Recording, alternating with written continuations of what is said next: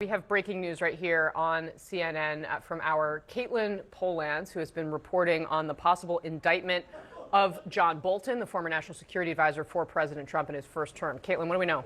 Casey, John Bolton, the former national security advisor to Donald Trump, a longtime federal government official, has been indicted by a grand jury. We are learning that through two different sources from our producer, Hannah Rabinowitz at the Justice Department.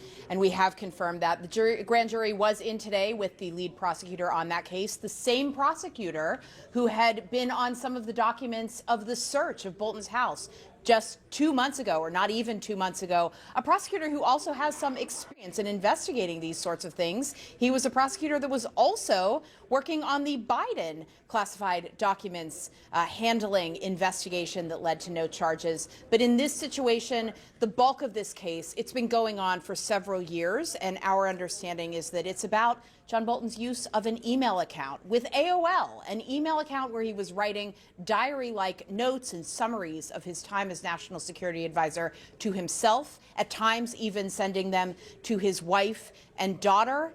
And that is the sort of thing that the Justice Department does say frequently, not just in the climate of a Trump administration, that that's something that you should not do. We have seen many charges like this before of other high-ranking officials, and that also with John Bolton in those search warrants, and what we're very likely to see in court going forward is that the Justice Department saying he should have known better. Casey? Caitlin, can you take us through here the timeline of investigations into John Bolton and just what we know and don't know about the administrations under which they were started? Because there was a probe into his book that started under the first Trump administration that the Biden administration later dropped. Can you just walk us through what we know, what we don't know about whether these two things are related? Yeah, Casey, I think as far as thinking about this, in which administration did it start, it's not about that. It's more about when there was information coming into investigators that led them to want to investigate the possible criminality here that would lead to an indictment today. I'm still waiting to see exactly what the indictment says about what type of documents they would be that would be mishandled, what is in there about timing of an investigation, or even timing of when these original acts would have taken place and the federal government learned about them. But Casey, the arc of this investigation, there were two things that happened.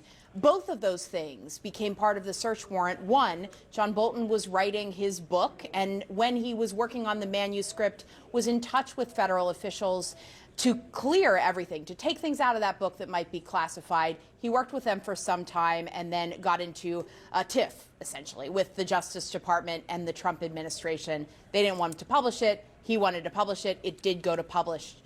And that was something Donald Trump wanted him investigated about. That's one aspect. But this AOL account, that's another thing that has had a long history of being investigated, both by people in the Biden administration, career prosecutors, as well as career prosecutors still in the District of Maryland in this administration. And the arc of that investigation, it came to the Justice Department because John Bolton, his email was hacked by a foreign government. And during the intelligence collection around that, as far as we know from our sources, it became clear to the American federal government that there might be stuff in his email account that probably shouldn't have been kept in an unsecured way. Well, and the hack by a foreign government of his commercial email account would sort of underscore the point that you're making there.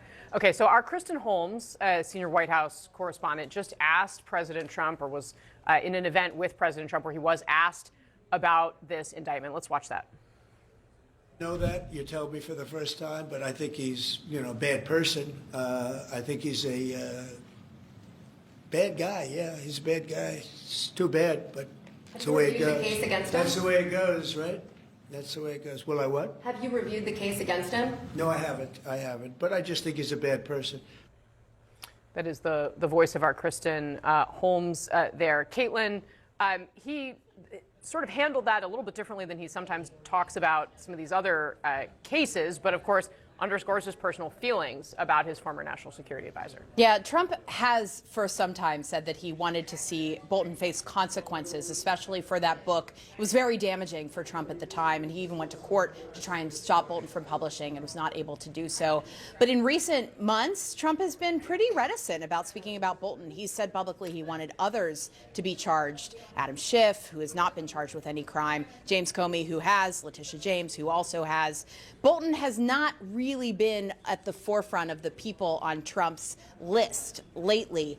One thing I do want to add, though, we are now hearing from both Hannah, covering the Justice Department, Hannah Rabinowitz, and our own Evan Perez, that Bolton is expected to self-surrender as soon as tomorrow in federal court in Greenbelt, Maryland. So it's not going to be a long time until we start seeing more of the meat of what this case may be, and the court proceedings get off to a start very quickly. Casey? Very interesting. All right, Caitlin, stand by for us. I know you're going to have more information coming in, both from you and, of course, our great Justice Department team. Our panels here, we also still have Elliot Williams, legal analyst, and Bill Brennan with us as well. And Elliot Williams, let me start with you here. You were in our text chain earlier talking about John Bolton's AOL account. This, of course, seems to be the central piece of the indictment here. And as Caitlin just walked through, this apparently came to light amid a hack from a foreign adversary, an intelligence investigation into that.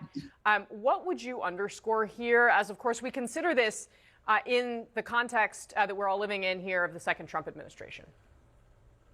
Yeah, certainly. And, Scott made the point a little bit earlier. Everybody's innocent until proven guilty. That's how it works. Someone's charged with a crime. I will say, and Barrett Berger, again, who I went to law school with, and we were chatting about this earlier in the text thread, we were talking about this very point. I cannot say, Casey, how many warnings you get as a young Justice Department attorney about the handling of classified information. And that includes don't email things to yourself. Don't take your notes out of the room. Do not write on classified or sensitive documents, because every time you alter or manipulate a document, you could be exposing yourself to trouble. Do not show things to other people. Do not share things with other people. You can only look at certain things in certain rooms. And more than anybody else, again, John Bolton, innocent until proven guilty. But if there's any human being who ought to know better about sharing information, it's him. Now, again, it remains to be seen how much information the administration has about him. And more to the point, and we said this in the text exchange too, even if he is guilty, the extent to which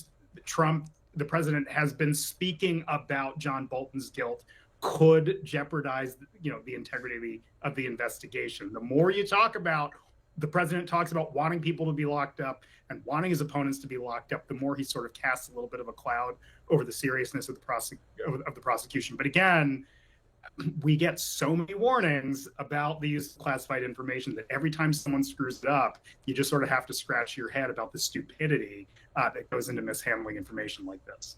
Right. Well, and Bill Brennan, to that point, this is someone, and we know from the search warrant that came down for his home that his comments that he had made in public about others who were accused of mishandling classified information or using, a commercial app to communicate, in the case of the Signal Gate issue, that John Bolton was well aware of what Elliot Williams underscored here, how you should handle this information.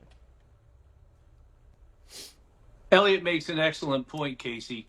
The training is just so people are inundated with these warnings: don't share, don't email. And if he came out of maybe HHS or EPA, he could possibly raise some defense that I didn't know. But he was the National Security Department. Ignorance of the law, which doesn't work anyway half the time, is going to be no excuse in this case. And I'm going to steal a word from Elliot. It's either his stupidity, and he is not a stupid man, so it's probably his arrogance that led to this, if in fact he did it. I can't say enough. The fact that he's indicted does not mean anything. He's presumed innocent, but it doesn't look good. This is a 5-year investigation, and warrants were authorized by federal judges for his residence and his office, and the prosecutors handling this are the U.S. attorney is a President Biden appointee with a long history in the Department of Justice, and the line prosecutor is from the National Security Division, who worked on other cases of a similar nature. And the type of allegation here, Casey's troubling because there's that iconic photograph of allegedly classified documents behind President Biden's 1967 Corvette in a garage. For someone to get to them, you'd have to break into President Biden's garage, move his old Corvette if it starts, and maybe get these documents. In this case, it's on AOL, which anybody can hack, and apparently a foreign government did, and it puts this nation at risk if, in fact, he did this. And how is he going to look at a jury and say, I didn't know? This is the guy who's telling people not to do this, who made remarks about Secretary Clinton. If I did what they say she did, I'd be in an orange jumpsuit. He may get his wish.